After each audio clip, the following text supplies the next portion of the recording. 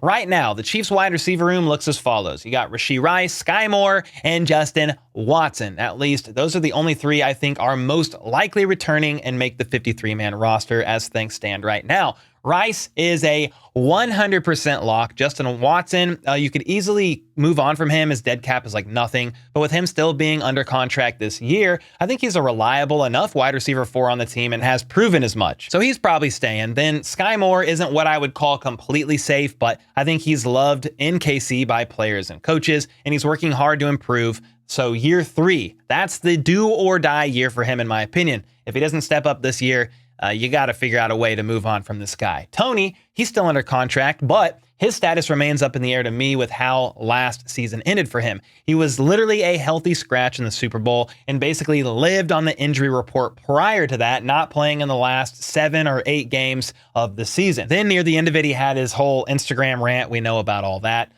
He's working through some things behind the scenes. No idea what's going on. But if the Chiefs want to move on from him, they would either need to trade this man, like get whatever you humanly possibly could, even if it's a 2028 7th round pick. I'm sort of being dramatic here. Or just straight up release the guy. If the Chiefs opt to release Tony, though, they would have to eat all $2.5 million of his salary because it is all dead cap. Time will certainly tell with Tony, though I certainly wouldn't be surprised if he was gone. Then they do have other receivers under contract, such as Shi Smith, Anthony Miller, Montrell Washington, Nico Remigio, and Justin Ross, but none of these guys at the moment are anywhere close to guaranteed roster locks. Ross might be the closest out of all these guys, but his mid-season suspension really threw a wrench in his progress, and who knows what the Chiefs are thinking about with him at the moment. As far as pending free agents go, Mecole Hardman and Richie James were both on 1-year deals, and I'm not sure either one of them will be back, though I could make an argument for Mecole Hardman on a cheap deal, especially if Tony is gone.